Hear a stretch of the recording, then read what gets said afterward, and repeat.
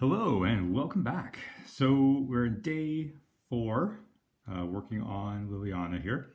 You may be able to tell that I made some adjustments here and there with the hair, the tilt of the eye and eyebrows, and filled in just here and there a little bit to make sure that today goes by nice and smooth.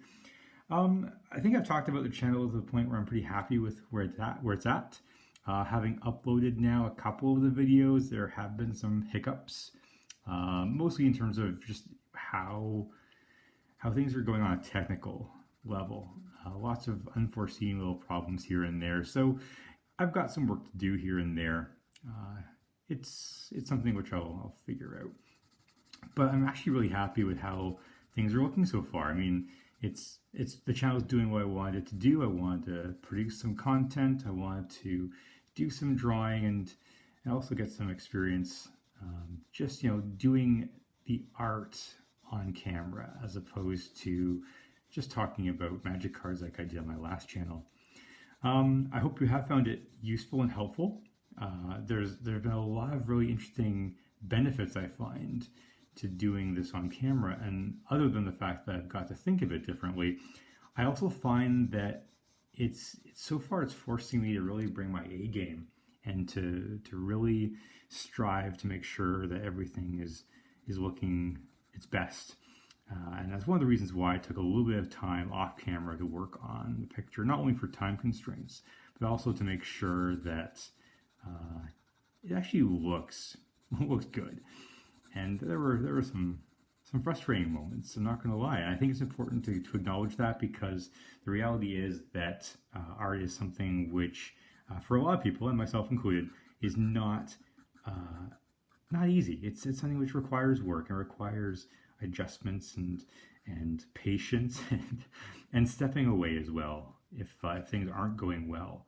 I think one of the worst things that you can do if you're struggling is to force something which isn't working. I think taking a moment, a step back, sober second thoughts, as it were, is an important part of the artistic process. And it's important, I think, to know that even someone who's got experience working with art doesn't always produce masterpieces the first time around. So there's going to be lots of struggles, and that's okay. So we actually learn from our mistakes, I think, more than we learn from our successes. So that's an important point. I hope, though, that at some point these videos do start to look a little bit more higher in production value. So far, they're okay, but they're not blowing my socks off at the moment, and I want them to blow socks off. I want the socks to be off. So we'll keep working on that, keep improving for sure. I'm also liking the shorter videos. Not only do they take less time to process, but they also can come out faster and more easily as well. There have been some hiccups there as well, so it's a learning process, and I'm okay with that for sure. One thing I'm not going to do a lot on today is work on the hair too much. I think hair is something which requires a lot of work, and although I did get some of it done off camera, I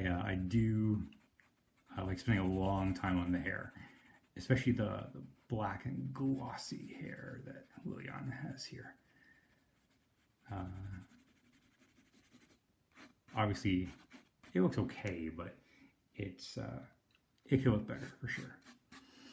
So, two more things I want to just briefly talk about when it comes to the drawing itself, because I think I've just got the channel now to the point where I'm pretty happy with what I've covered. I think what you've gotten from me in the past 4 videos is a pretty good indication of what I'd like to see in the channel and what I want to accomplish and what I want to cover. When doing metal, like in Liliana's banana clip thing she has here, I keep calling it that, but I'm not even sure what that headdress thing is. It's just, again, light and dark is all it really is. Just kind of being aware of where the light source is. So light's coming from this direction, where the hair is being highlit. We get just some reflections in the metal, where it's going to go darker here in parts and lighter in parts as well. And again, we can talk in more detail on how I would do that, but I do want to try and keep the video nice and short. I think that it's very easy to get bored with a drawing video which is non-time-lapse, which is why a lot of people do the time-lapse thing, which I can respect. It's just not something which I think is helpful.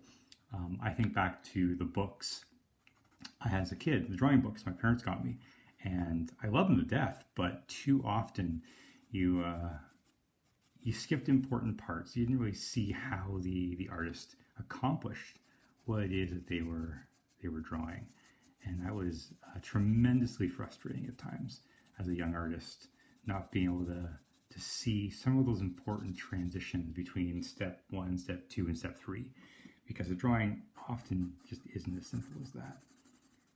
So here we have Liliana. She definitely looks like she's ready to rumble. We've got some glowy power effect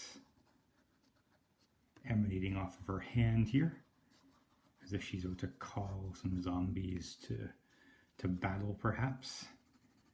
We're going to darken the hair behind her a little more than the hair in the foreground so that it stands out. And where the power glow is, we're going to lighten it a little bit. There we go. That's looking pretty good. Pretty good. A little bit of shading on the face here and there, because you're going to get some shadows created by that glow effect. And again, I'm just laying down a layer of shading here where the cheekbone would be. Giving a little smudge here and there. It's a very delicate touch that we want with any kind of effect there. On smudging around the eye, around the cheekbone, etc. We want it to be very subtle. We don't want it to stand out too much. Be careful when you shade around darker areas too, because it is very messy, and very often I will just have some scrap paper nearby that I can work over top of to keep any of the smudging that might be on my hand in my artwork. All right, so there we have it. Liliana, about to raise the dead, literally and metaphorically. And I hope that you found that interesting, and maybe you're excited to learn some of these individual facial features. The next video I want to produce will actually go over drawing individual facial features like eyes, nose, mouth, etc. So thank you so much for watching. I hope you found that interesting, and if you did, maybe you can leave me a like, subscribe, share the video if you think your friends would like it too, or if you maybe want to create your own little drawing group to try to improve and see where you can take this amazing and wonderful skill.